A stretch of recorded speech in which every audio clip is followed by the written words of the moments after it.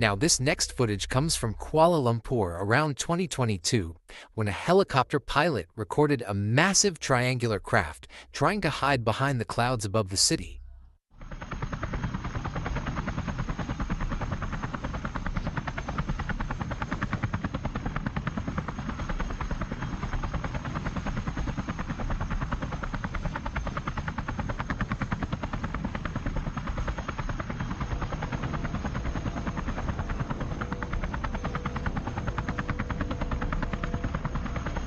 The silent nature of these UFOs always adds to the mystery.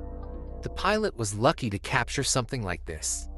The main question is, if what we're seeing is real, why didn't we get more information about it?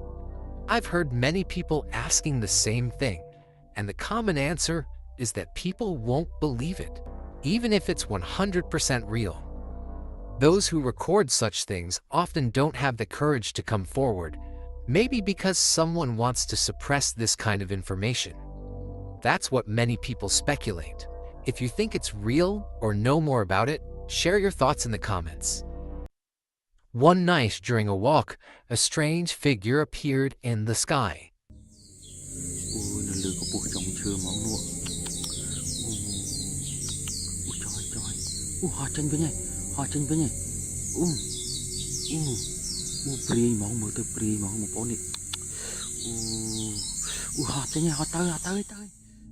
What looked like a woman in a white robe with long hair hovered above the trees, silent and motionless. Whether it was a ghost, an alien, or just a balloon remains unclear. The sight was both terrifying and mesmerizing.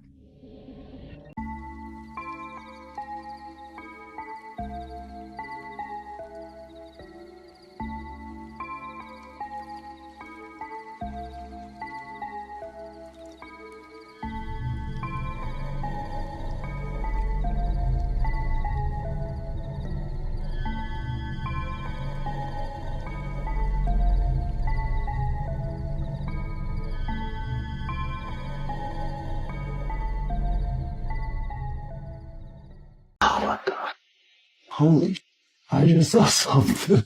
Yeah. What the? Oh, I see that. I feel it. When I first saw the phenomenon, I was like, holy. But then it was actually like, whoa, what is happening? Am I losing my mind? But then I showed other people, and things kept getting weirder. Just for the record, I haven't told him anything. Okay, just tell me what you see. Oh my God, come on. I showed over 100 people, and I kept asking myself, how are all of us seeing the same thing? Oh my God, it changing shapes right there. The laser was revealing numbers and letters running in a pattern. They're almost like this big here, and it looks like code. It looked like programming code. It's definitely saying something, and I just want to take a picture of it and translate it. Wow. You see that? Okay, so yeah, it's not stuck. No. It's not because of the light. No, it's on its own side. And each angle shows you different layers, different ways through. You can see through the wall. It's not like a hallucination. It has spatial awareness and permanence. I don't know. Whoa. For centuries, mankind has attempted to explore these altered states, but we've never had a repeatable, testable phenomenon to observe until now. Wow. It's like you can see through the laser into another dimension. The claim is, if you project a diffracted laser on the surface, then you smoke DMP, you will see code writing in surfaces. Yes, like in the Matrix. So there are a few possibilities. One, I lost my mind, which is the coolest losing your mind ever in history. The second option is that This is the biggest discovery of humankind. If anybody ever asked themselves what it would be like to know you live in the Matrix for sure, well, I know for sure. I'm convinced. So where do we go from here? All I know is It's about to get crazy. Overall, I think there's quite a bit of abdication of responsibility around like what are we going to do as people's jobs start being taken fairly aggressively. Luckily, there's a massive population drop coming, so luckily there's a massive population drop coming, so maybe everything is just fate and it's going to work out okay. But I feel like we might get like very, very, very good AI across every pillar of art before there aren't any more people to make art. A strange sight appeared in northern central Florida when a glowing fireball lit up the night sky.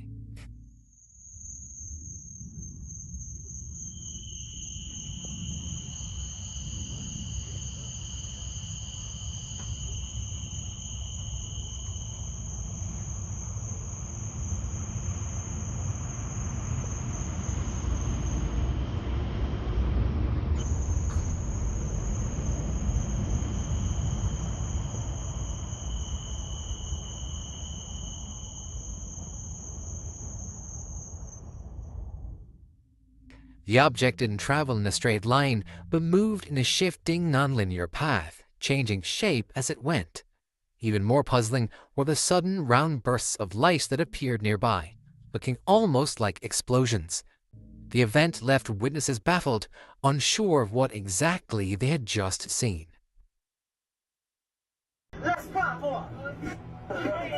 Watch the guy with the hat on.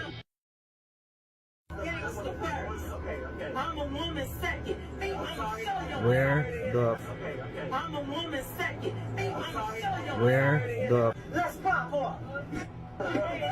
Watch the guy with the hat on.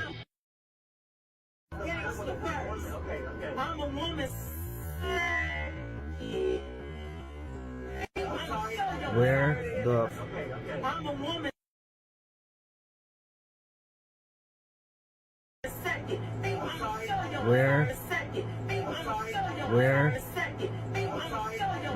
Don't forget to follow me for your dose of nightmare fuel.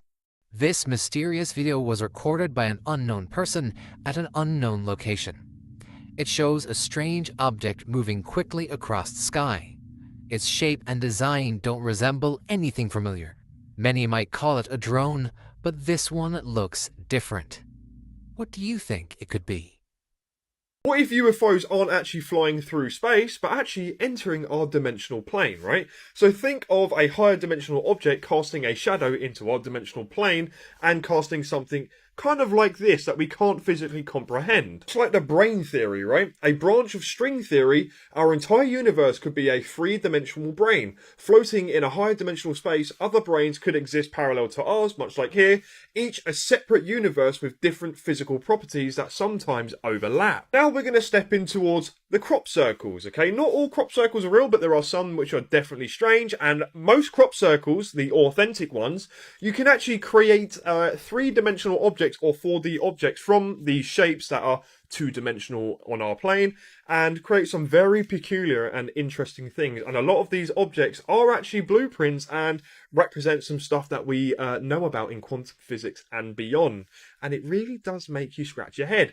Are these, for instance, some sort of information that's being kind of manifested into our plane of existence that we can't quite physically comprehend, which is from beyond? Now, string theory suggests there could be up to 10 or 11 dimensions, most of which are compactified, curled up so tightly that we don't directly experience them. They can overlap and interfere with our dimension, and we might see things manifesting in such strange ways. Although brain theory suggests like some of the objects could appear as a transient luminous object like we see here, a phenomenon that appears and disappears without travelling any measurable distance here, so things that seem to teleport, and other morphing type objects that don't actually make any sense, okay? And a lot of the UFO phenomenon we see seem to change shapes that just don't really correlate with anything that we seem to know about or understand. Now imagine what a third dimensional object would look like to something on a two-dimensional plane, and it's travelling through that 2D plane. It would look absolutely obscenely weird, much like what we experience with the UFO phenomenon. The 2D beings would see it morph, vanish, reappear, impossible moves, and instant acceleration, much like we experience. Now, if our universe is a 3D membrane floating in a higher dimension, maybe UFOs are intersections, a glimpse of something beyond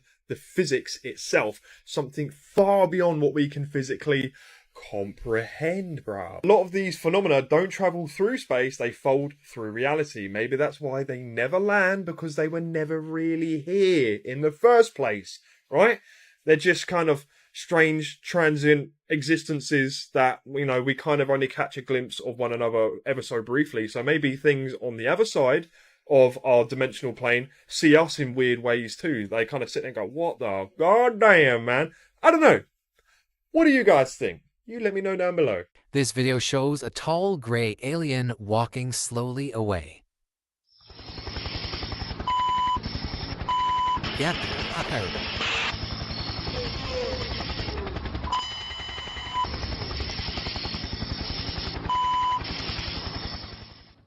The faint sound of a helicopter can be heard in the background. The clip, shown in both original and enhanced versions, was found in a UFO archive folder, possibly from ufoevidence.org or ufocasebook.com. While the exact source is unknown, the footage stands out for its unusually clear and unsettling detail. But if it is real, who knows? In 2020, a father and son in Belgrade noticed something unusual and began filming. What the fuck? Oh my god! What the fuck? Tata! Tata! Tara, snimaj! Moram ja sa telefon.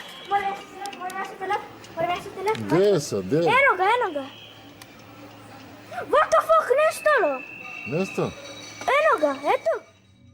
Their footage shows a glowing, diamond-shaped object hovering in the sky. Some believe it was a genuine, unidentified craft, while others remain skeptical. Years later, the strange sighting still divides opinion. Bermuda Triangle, 1945. This is right out of Fort Lauderdale. 5 planes, 5 bombers take off, routine, gonna fly this triangle over the Atlantic. They depart, super normal stuff. And then one of the guys reports, he's like, hey, I'm losing my compasses. Like, starts getting weird electrical issues with the planes. He says, both my compasses are out. I don't know where we are. The ocean doesn't look right. And they can't like get direct communication with them. They keep going. They're trying to get in contact. And then the last thing they got out of these people is when the first plane drops below 10 gallons, we all go down together. So the pilots, now they're listening to the pilots talking with each other. So anyways, they launch a rescue plane with 13 more crewmen, went in the sky to search for them, and within minutes, out of Fort Lauderdale, it too vanished. Within minutes? Within minutes. There's rumored to be a ship that reported a fireball over the water, but no wreckage ever found, nothing to allude to what happened. And so they chalked it up for years, saying it was pilot error. But here's the problem. You have a total of 6 pilots minimum with 6 different craft that went out. So how is it the pilot's fault if you have that many pilots? So it's Flight 19, and it's become one of the cornerstone cases in the Bermuda Triangle. That's where it went missing. So the Bermuda Triangle's got to have something to it. You ever look at a so-called ancient ruin and ask yourself, why does it look melted? Why do entire cities look like someone poured lava over them? But there's no volcano in sight. That's not erosion. That's not nature. That's war. What they call natural formations might actually be the scars of a forgotten battle. See, they had weapons back then, not swords, not arrows. I'm talking frequency-based tech that could literally melt stone from the inside out. These cities weren't destroyed by time. They were vitrified, turned to glass, obliterated. And here's the real kicker. They erased everything, every record, every blueprint, and rewrote it all as myth, geology, or legend. I mean, look at these images. Look at them. Don't they look like cities to you? Buried. They didn't just reset the world. They reset your memory of it. That's why they call it history. His story, not yours. You want the truth? You're not going to find it in a textbook. You've got to look at the scars, the ruins, the parts they don't want you to touch. And when it clicks, when you finally see it, you'll never look at stone the same again. This is just a theory, not a fact. So China has said when they land, they're going to televise live what they find on the lunar surface to the people of the Earth. My sense, Joe, and this will lead into a whole conversation we're going to have here. I think they'll find the archaeological structures that we know are there, that we've seen in the photographs.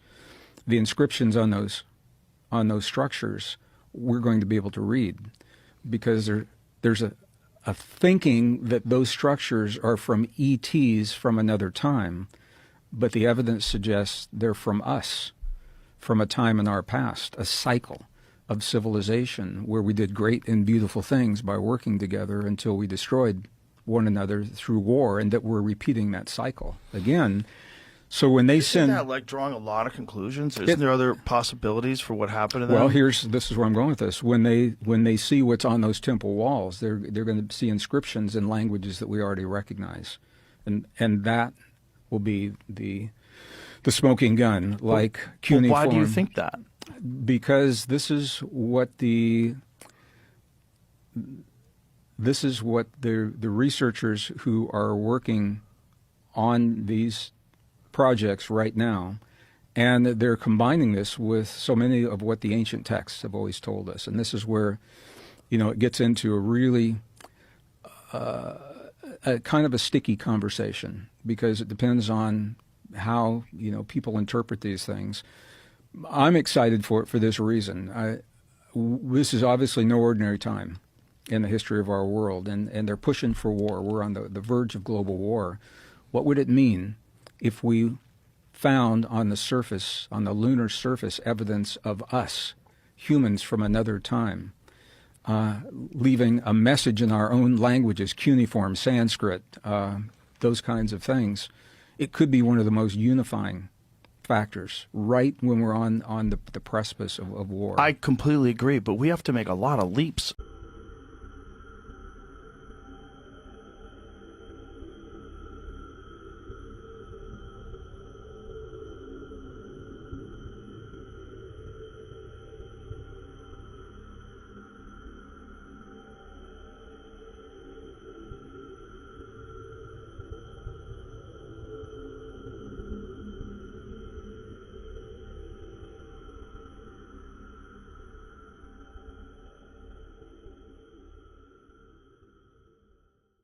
Why now? Out of nowhere, allegedly they find the suspect for the Palisades fire. And we're going to get into some not related things in just a minute, but just a disclaimer, this video is not for the weak-minded. It's for the free thinkers and not for the parrots. So back to this for a minute. So they found the suspect in the Palisades fire. Do you guys remember, I think it was a Greek island I showed you where cars were melting because it's such a crazy wildfire?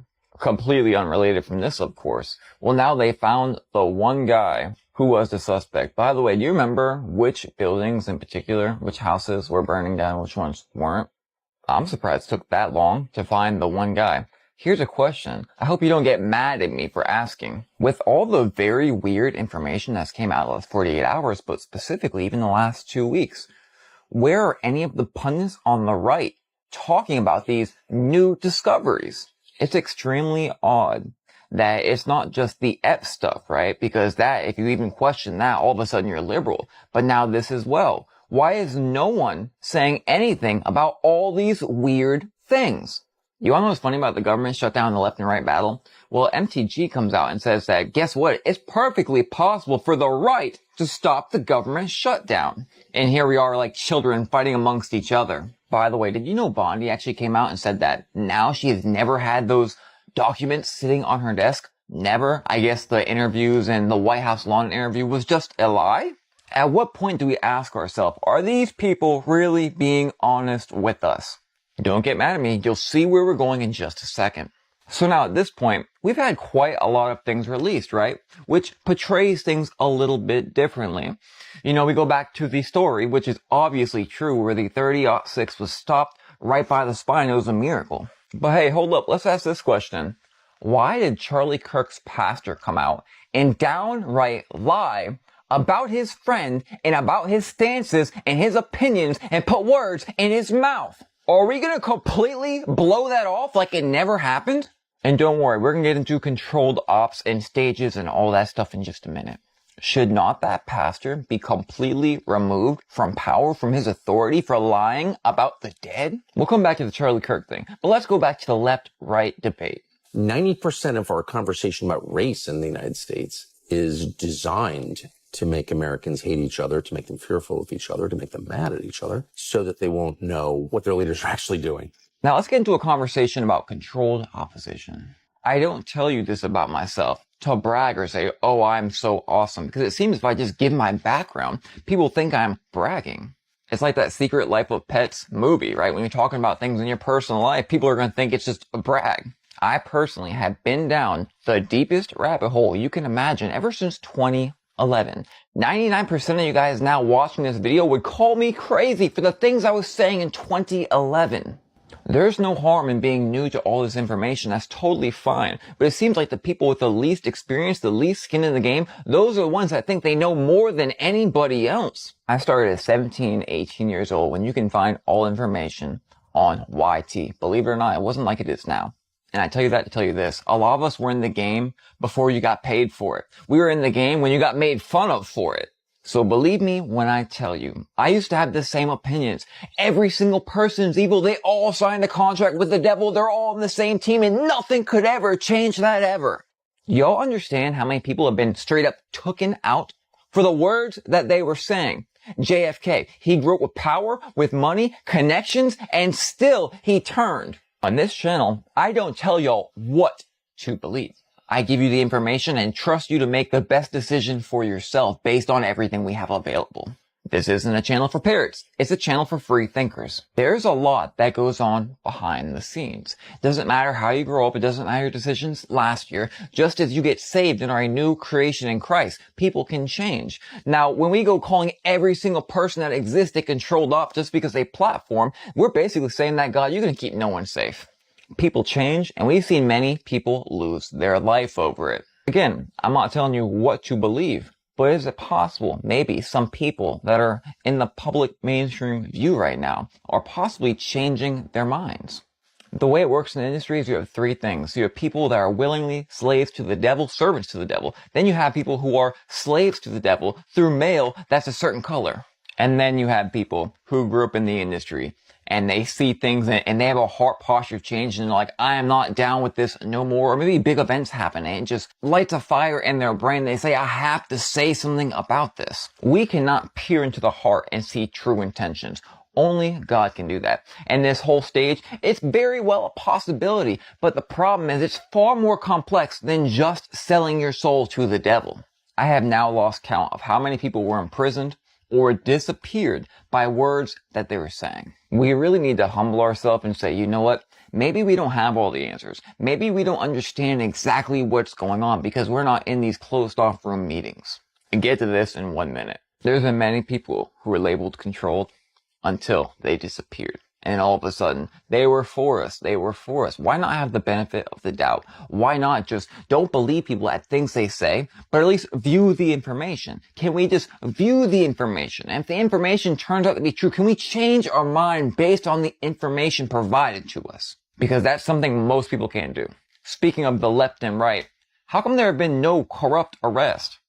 All these people, all these years, all these people are so wicked. We see this and this and this and all that. We haven't seen any arrest. Why not? Did you see this Timcast podcast with Gates where he said that you basically walk into this big room and they scan your name tag and if they like you and like what you're saying, that they'll give you money? Who? Let's not talk about that. And then I saw the way that worked, and that was weird for like a country lawyer like me. I remember my first 8th reception, and like your fundraiser tells you have to go, and your chief of staff tells you have to go, your committee chairman all tell you have to go, and you get there and you wear this name badge, and I remember there's a QR code on it, and what we were supposed to do was go talk to donors, and then if they liked you, they scanned your QR code to make a donation like on the spot. And so can you just imagine how demoralizing that is to like be told that your job for the next several hours to go chat people up, hoping they would scan you like a can of tomato soup. Again, it's very complex, and I just don't think it's fair to randomly assign these labels on people when we really don't. If we're honest with ourselves, we really don't know. We can think something, we can see a hand sign, think something, but we truly don't know the state of the brain or the heart. But if I can give you guys any advice, it would be this. I've been wrong many times, okay? But the one thing you cannot be wrong about is things directly out of the Bible that you read yourself. So read your Bible, but don't read it with the conclusions others have drawn for you. Read it with new eyes and new ears, and read the words by the Spirit of God and allow Him to show you what it really means. Not what someone dreamed, not what they saw, what it actually says. Because me and others I know, we all talk about this. We grieve daily based on these misunderstandings, these trash narratives, and everything else people concoct. Don't believe anybody. Don't even believe me. The Pentagon remote viewer Joseph McGonigal believes UFOs are grown like crystals. I'm about to get super woo-woo with this, so strap in, mate. Saying UFOs are grown like crystals might mean they're self-organising systems forming through natural or quasi-biological processes. Crystals, after all, organise themselves according to energetic and informational patterns. So, physicists and consciousness researchers use some of this analogy to describe matter as a condensation of information or energy fields. We're going to zoom into this mobile phone processor here, right? And the deeper and deeper we go, the more intricate things seem to appear. Much like crystalline structures and meteorites, you know, these strange formations, the more you zoom in, the more structures you see. And all of these things you're seeing here is the brain of the technology, right? So who's to say that crystals and meteorites or things of that nature don't hold their own consciousness computing power, consciousness computing per se, much like our mobile phones on Earth operate? It's absolutely mind-boggling, right? Just think about it. Now, this is from a nickel and iron meteorite that's been flying around the cosmos for God knows how long, making these beautiful structures like we see on the processors of mobile phones. And the closer you zoom in, the more structures like this seem to happen. So could this be a thinking part of a crystalline structure that is grown from natural processes, right? Is this what these UFOs could be made out of? Now, much like R.V. Loeb's IM-1 interstellar spherals explore whether the microfragments could show engineered traits, but nothing at the moment has shown any conclusive evidence, but it's something they're diving into to see if there's any sort of man-made-ish structures inside that could represent some sort of technology there. Now, when we see actual authentic UFO footage, these UFOs are usually seen around areas of like chalk and quartz deposits, whether that's flint rocks, quartz crystals, Jurassic coastlines. For some reason, there's sort of some frequency thing that attracts these objects. Now, when you're observing a UFO, much like here, they seem to oscillate and gyrate. This one was from France from like 2001, I think, or even before. Kind of oscillating in the air, whether that's a frequency thing where they're kind of vibrating at a certain level, whatever technology they're using. And when people have close contact with actual UFOs, they hum as well, much like crystals hum at certain frequencies. So it could be. Now I'm just going to let Joe McGonigal do the talking. Check this out. April 6, 1998. The first line up here, I started out with right here, cave, and I crossed it out and wrote analytic overlay.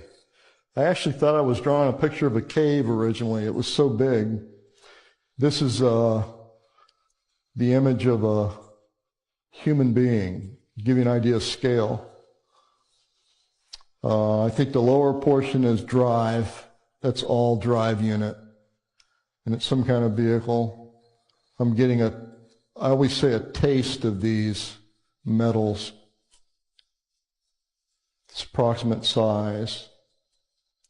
Weight, this is millions, 1.5 million pounds. It's really huge. And I think what this is probably an empty transport. I think all the really big ships are all motherships. They're all transport ships. And I don't think they do anything other than beam things in and beam things out. I think all their vehicles are interdimensional. They're time machines. They're portages. They come and they go. And I think the only time we see them is when they're coming and when they're going. The rest of the time they have an envelope or a way of hiding. Or they're just not here. They come and they go. That's their only function. They're carriers. It's the smaller ships are the ones that stick around. They're the ones that are brought in and leave, or left here rather. Those are the ones that we actually see more of. But the big ones, the motherships, are the ones that come and go. They're the ones that carry things in and carry things out. The transport vehicles. That's my sense of it anyway.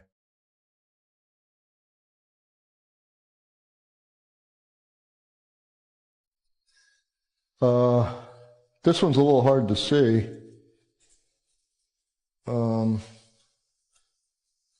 This is kind of a figure eight, but it kind of waffles around the whole area. And this is, that word there is corona. It creates a corona around the vehicle. And that's actually the vehicle, I think. It's a sketch I was doing. And I think that figure 8 is kind of a force field of some kind. That's a larger sense of it. And what it does is it creates you can't read the writing, I know. That's a corona. And that right there is, I call that a singularity. And that's a larger figure 8. And this narrows into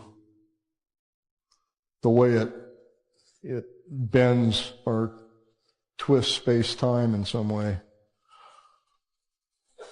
I'm not exactly sure how that works. It's just the way it feels or the way I sense it in the remote viewing. But that's the way the motherships come and go, maybe.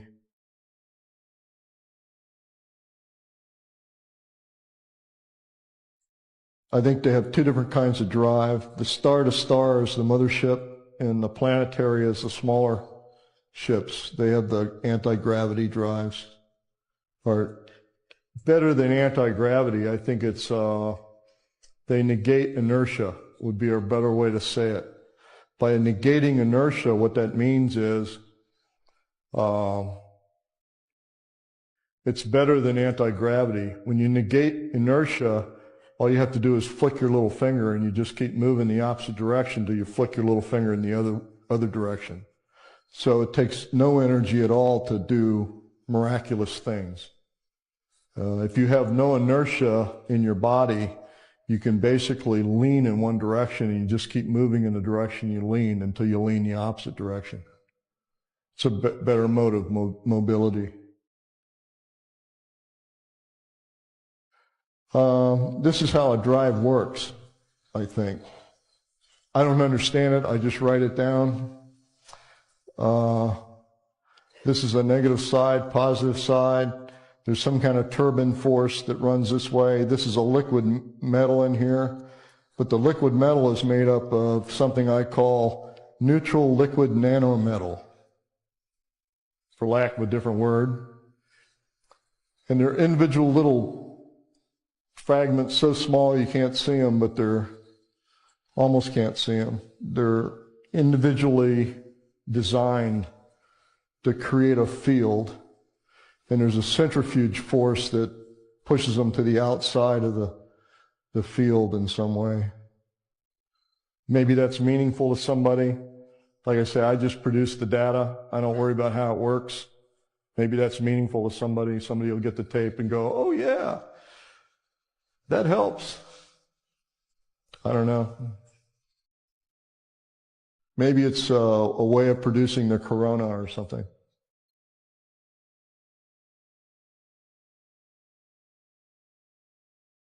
Alien sleeping pod. When you get inside the ship and you start looking for aliens, you almost never see one. And I think that's a deliberate problem.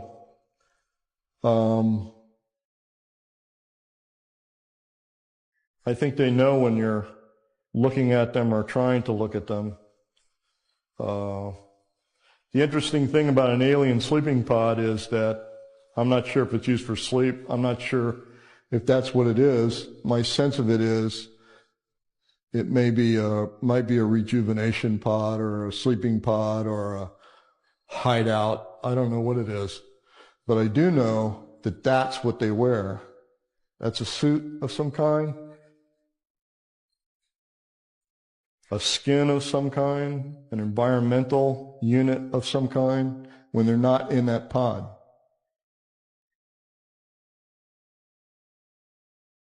It's kind of interesting.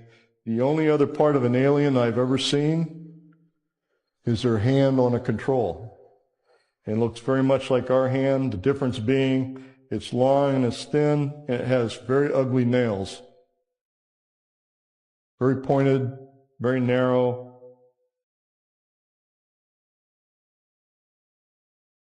Wouldn't want to get in a cat fight with them unless I was armed.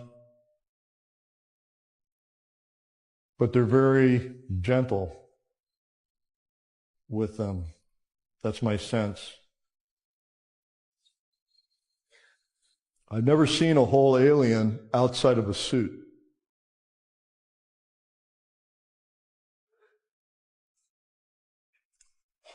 I think a very tiny fraction of UFOs are alien aircraft. Very small fraction. Maybe 0.25%.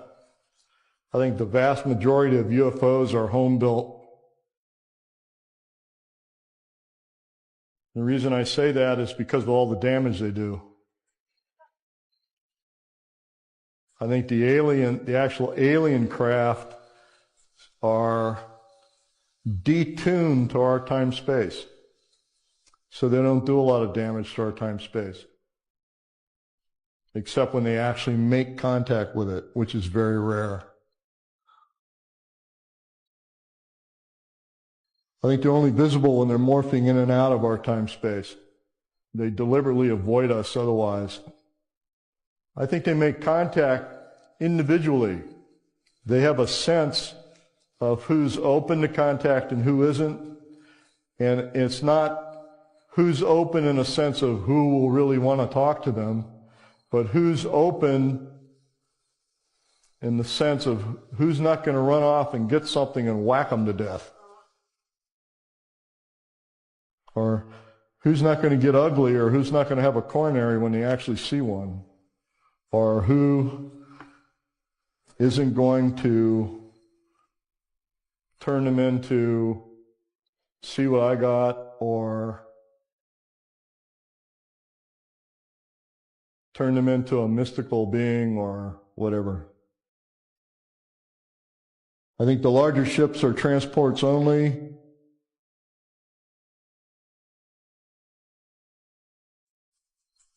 I think all of their ships are not built, they're grown.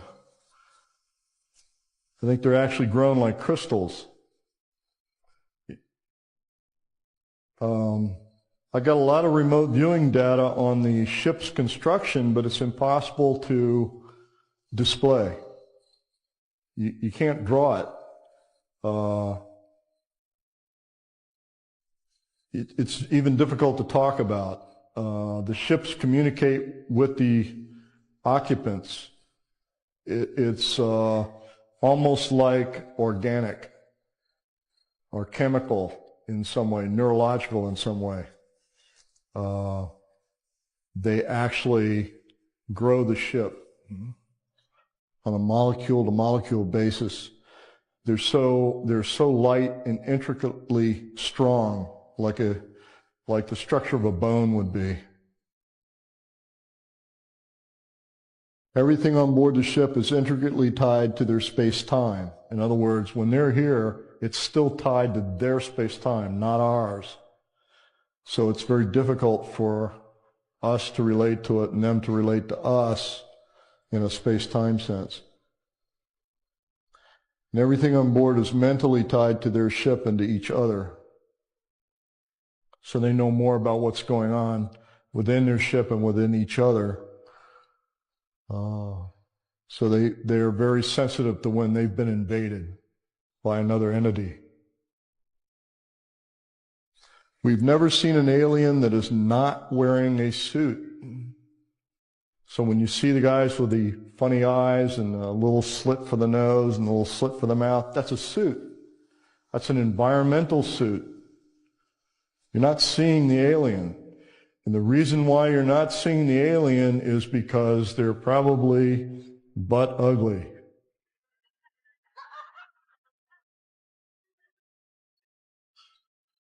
Yeah, I mean, what's your reaction in most cases when you see that big, hairy, ugly cockroach? They understand that we have deep-seated emotional reactions to some things. They understand that. And so they're not going to show us what they look like. There's probably few human beings on the planet that have ever seen a truly stripped-down alien. They know that we probably couldn't handle it yet.